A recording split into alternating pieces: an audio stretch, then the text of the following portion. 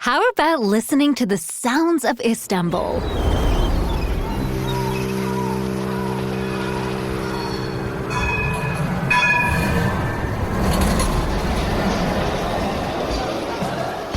Beautiful, isn't it?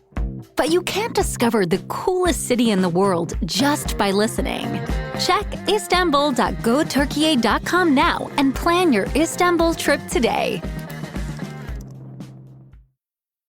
This episode is brought to you by AWS. Amazon Q Business is the generative AI assistant that can securely understand your business data, summarize results, and streamline tasks. Learn what Amazon Q Business can do for you at aws.com/learn more. Want to listen to this episode ad-free? Head on over to our Patreon, patreon.com/Ivory Tower Boiler Room. And for an exclusive offer, I am offering you all a free trial to our ITBR professor level, which gives you all of our episodes, all of them unedited, and you can see all of the video footage.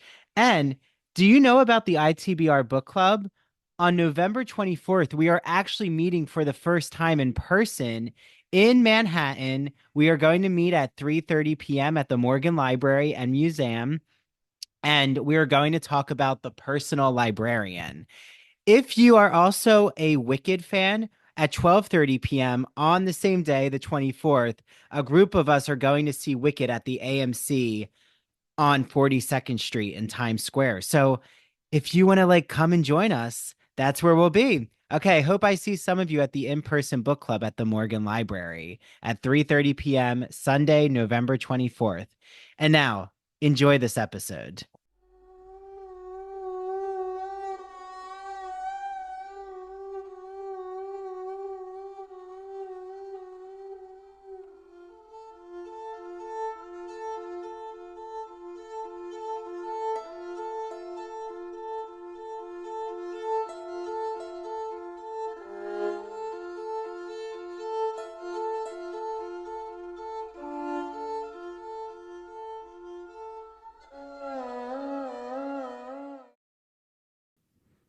Hey, true crime friends. Welcome back to another episode of True Crime in Academia. I am your host, Mary DePippi.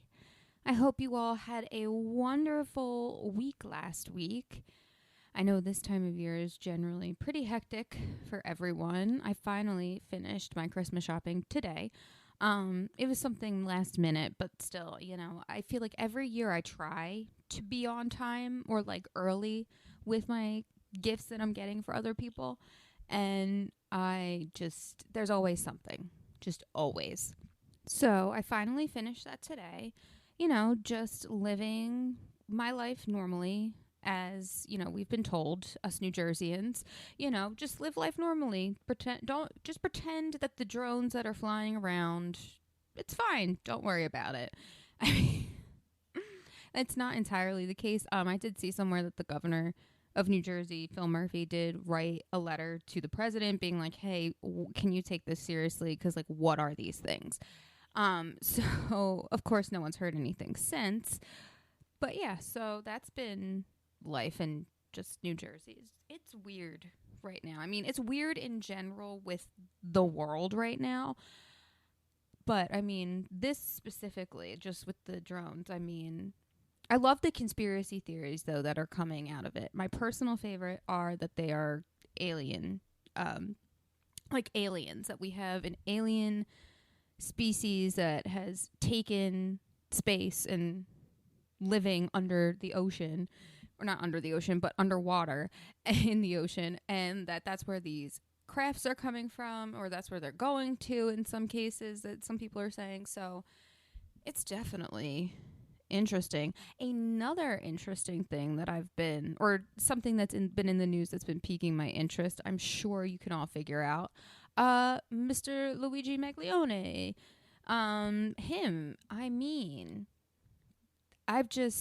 Everything about this has been so fascinating to me, between the conspiracy theories, between, just learning about his background and him as a person, and kind of just, putting the pieces together for myself. But I also try to do that very cautiously until, of course, trials and things are had.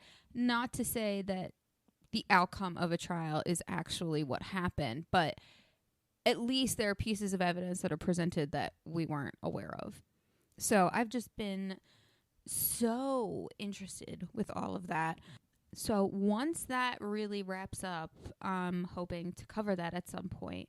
Like I said, I like to wait for all of the evidence, or at least all of the evidence that is being presented in the court of law that, like I said, most times we're not privy to, will be presented. So again, very, very intrigued about that whole situation. And really, like, the public opinion and the public's response to this has been so fascinating. Some people have already stated that it kind of gives them the Ted Bundy vibes. However, though, I would argue this is different considering Ted Bundy was literally attacking women, the people you're saying that were so attracted to him. I mean, they were. I'm not trying to discount that, but these are not the same situations at all. However, though, from a media standpoint, I can see some similarities with how the media is handling this. Now, because of the way that this is all kind of going around, granted, no one has ever said in the media, like, support Luigi or whatever. Like, no one has said that. And I'm not saying that either. However, though, his story has resonated with so many people that I'm very curious to see how the whole jury selection process is going to go, and if they are even able to find truly unbiased people to be jurors in this case. But we will see how this all plays out. I don't think they've set a trial date for him yet, but I can't imagine it wouldn't be early to mid New Year, or mid 2025, I'm guessing. But that will depend on the amount of evidence that they have and witnesses and testimony and all those things. So we will see how long before they can gather all of that and, present it in court. So for this week's case, this one actually I remember hearing about as a kid. There was always references made to it. I myself was only a year old when this crime was committed, but I mean, there is not a single person out there who, or at least I don't think, that doesn't know the name Lorena Bobbitt. So we're going to take a quick break, but when we get back, we'll get into this case.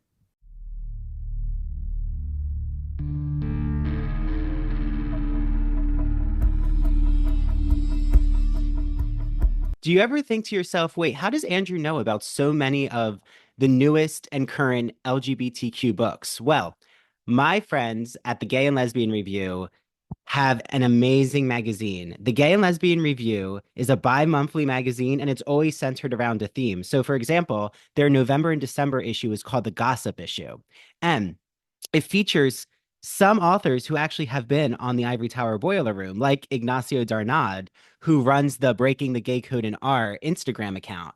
And I love that he's looking at Lorca and Dali in his newest article for the Gay and Lesbian Review. There's articles about D.H. Lawrence, about sodomy in the 1770s. Frank Rizzo, who is a theater critic, has an article, and I actually just recorded an episode with him. I can't wait for you all to hear it. We talk and gush about queer theater from the 1970s until the current day.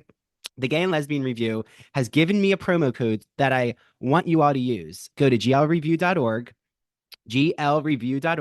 type in promo code ITBR50 when you subscribe, and you will get 50% off your digital or print edition. I get the print edition because I just love to have a physical copy of the magazine. And the Gossip Issue, it's so exciting. My favorite Victorian author, Oscar Wilde, is featured on the cover holding a sunflower. So if you want the newest LGBTQ literature, film, TV, theater recommendations, you need the Gay and Lesbian Review. I hope you enjoy your reading, and please let me know if you are reading the Gay and Lesbian Review, what article you really liked, because I'll shout you out, and I'll even let the editors know, because I know they always want to know what the Ivory Tower Boiler Room audience is reading when they do get a Gay and Lesbian Review subscription. Okay, enjoy your reading. This episode is brought to you by LifeLock. The holidays mean more travel, more shopping, more time online, and more personal info in places that could expose you to identity theft. That's why LifeLock monitors millions of data points every second. If your identity is stolen, their US-based restoration specialist will fix it, guaranteed or your money back. Get more holiday fun and less holiday worry with LifeLock. Save up to 40% your first year. Visit LifeLock.com/podcast. Terms apply. This episode is brought to you by Shopify. Upgrade your business with Shopify, home of the #1 checkout on the planet. Shop Pay boosts conversions up to 50%, meaning fewer carts going abandoned and more sales going cha-ching. So if you're into growing your business, get a commerce platform that's ready to sell wherever your customers are. Visit Shopify.com to upgrade your selling today.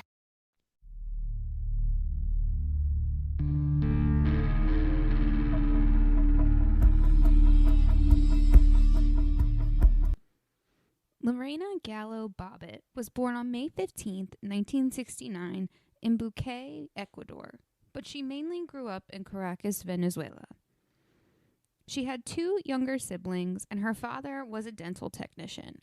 So by all accounts, she very much lived a normal middle-class life. Possibly maybe a little bit more upper middle class. For Lorena's quinceañera, the family decided to go and visit the United States. And it was then that Lorena just fell in love with the country and decided from then on she wanted to live there. And she was able to when she got her student visa in 1987. She went to a community college in Virginia, and to make money, she worked as a nanny for a woman who just so happened to own a nail salon. Now, in 1988, Lorena went to a club for enlisted men where they were hosting their Marine Officers Ball. There, she met John Bobbitt. Now, a lot isn't written about, at least that I could see, but according to John Wayne Bobbitt's Facebook, he was born on March 23rd, 1967 in Niagara Falls and had 2 other brothers. Now, at age 3, John's mother had a mental breakdown and overall was just very overwhelmed with raising 3 boys, which I guess seemed to have been on her own. So because of this, she left her children with her sister and brother-in-law, who were raising 4 boys of their own. So there's 7 boys in this one house. I don't know. That woman, that aunt, man, I just can't imagine that. That is, God bless that woman. Now, in an interview with ABC News, John described his childhood as with sharing a lot of love and also sharing a lot of fighting. But he considered himself to be the peacemaker. I mean, which again, it's a house full of boys. I'm not surprised there's a lot of fighting. Now, his aunt and uncle were also God-fearing people, so they would go to church every Sunday. So even though he had a very sad beginning, he seems to have adjusted and obviously had a very good childhood himself. When John could, he enlisted in the Marines, which then led him to attending the Marine Officers Ball, which in turn is how he met Lorena. The 2 seemed to hit it off, and after that night, the 2 went on to start dating. Lorena stated that John was an absolute gentleman during the duration of the time that they dated. She never once said that John mistreated her at any point during the time that they were just dating. After about a year of dating, the young couple, a 20-year-old Lorena and a 22-year-old John, got married at a modest ceremony on June 18th, 1989.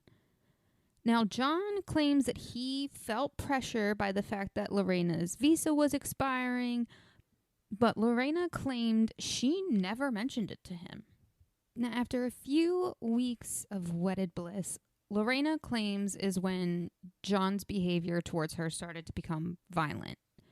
She claimed that John hit her after she verbally disapproved of his reckless driving when they were headed home after a bar one evening.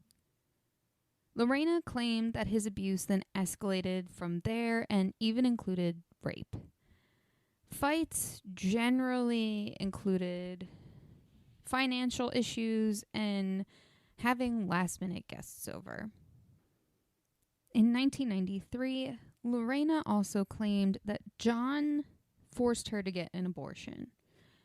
She says that she did it because she was afraid he wouldn't stay with her and would leave her, and John, much like all the other claims, denies this. He said he merely suggested and that it was a mutual decision. But as to the other things, he said he never raped her and that he only would try to seduce her when she became violent.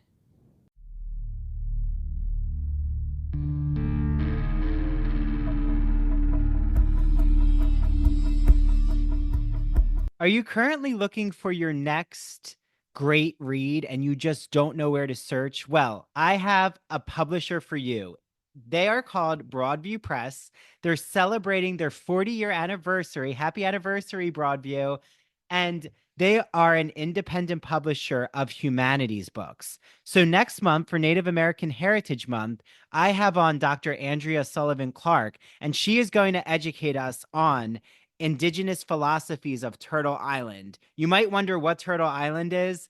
And if you're listening and you are in North America, I'm just going to give you a hint. You probably are in Turtle Island territory. So I can't wait for you all to hear more about Native American history and culture, just subjects that we need to learn about and we just don't in our primary school education. So Ways of Being in the World is Andrea's book. I can't wait for more of you to get your hands on it.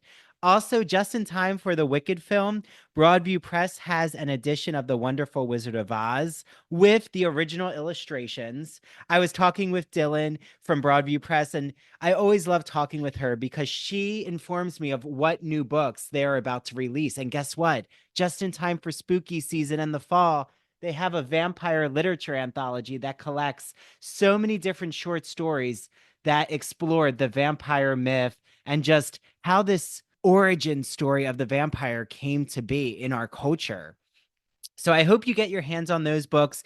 And Dylan told me there is an exclusive code for all ITBR listeners. You get 20% off all of your Broadview Press orders. Broadviewpress.com. Go choose your books, type in Ivory Tower in the discount code section, and you will get 20% off. Make sure you follow Broadview Press to see all the new books that they are about to publish on Instagram at Broadview Press. Enjoy your reading, everyone.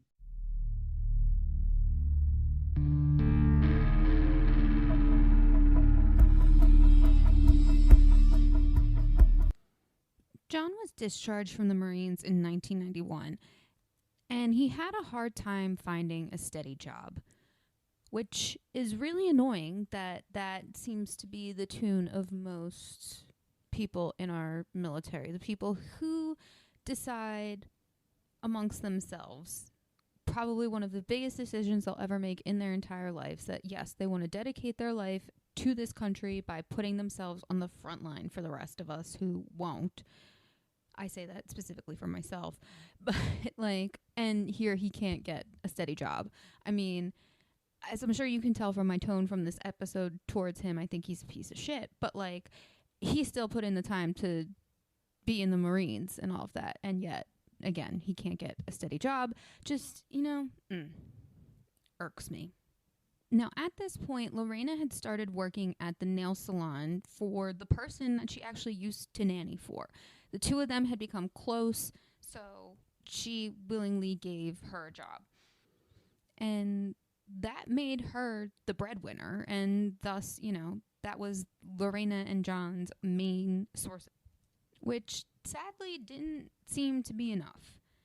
Due to financial pressures, Lorena actually stole around $7,000 from her friend and employer, which after finding out, the friend made her pay this all back. Lorena also shoplifted a few dresses because while she was in an abusive relationship, she claims that she wanted her husband to stop cheating on her because that was something else that he would do as part of his abuse. He would tell her about, the people he was supposedly cheating on her with. Because she really did want her marriage to work. And again, in abusive relationships, it's so easy to tell the person to just get out.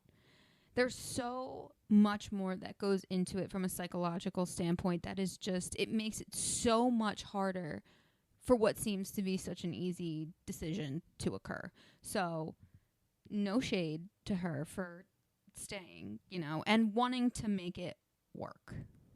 Again, we also have to remember she's very young. She's like in her very early 20s. Police were evidently called to the Bobbitt home on multiple occasions, usually ending in charges dropped. Now, the couple separated in October of 91, but then got back together around a year later, and the two moved into a new apartment in 1993. At some of the officers' recommendations, Lorena began to inquire about a protective order against her husband in June of 1993. John also allegedly filed for divorce, which when I've read some of the things that he has, like some of the interviews from him, it seems that he thinks him wanting to file for divorce was what set her off and that it really, really hurt her. Because, of course, he's denying that he ever did anything to hurt her.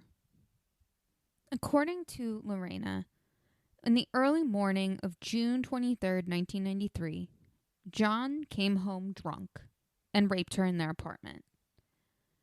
After the attack, she found a knife, returned to their bedroom, and proceeded to cut off John's penis while he slept.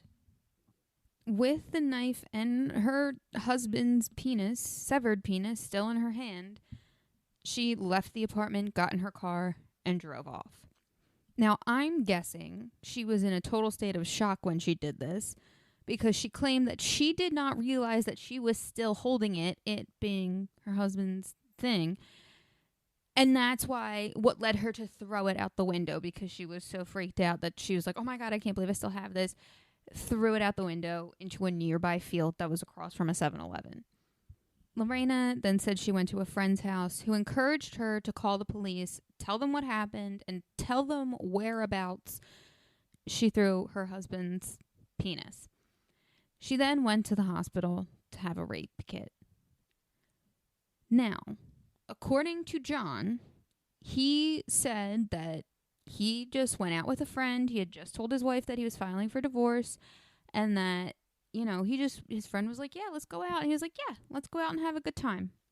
He claims he came home and went to bed, and that she tried to initiate sex, and that when he didn't respond, this is when she decided to do that. Either way, after his penis has been severed from his body, John does what he can, to stop the bleeding, and, calls 911 and is eventually taken taken right away to get reattachment surgery.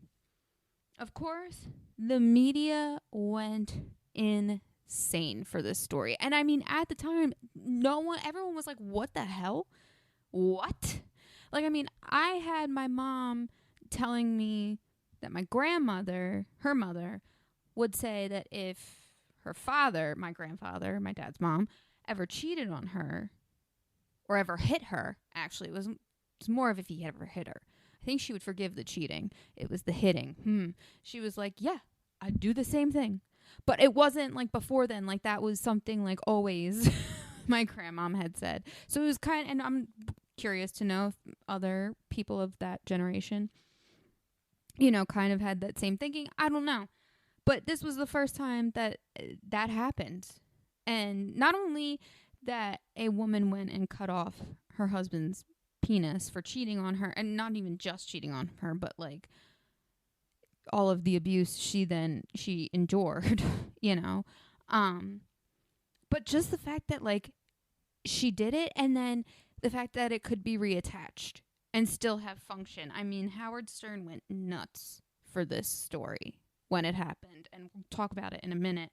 But I mean, the media response to this was just insane. So John went to trial for marital sexual assault, where somehow he was found not guilty. But the reason they didn't classify it as full-on rape was because the laws at that time required couples to either live apart or one of them had to have some sort of serious injury before, or like the victim had to have a serious injury before they could consider it that. So just some wild 90s law facts for you there. And as I said, the jury found him not guilty.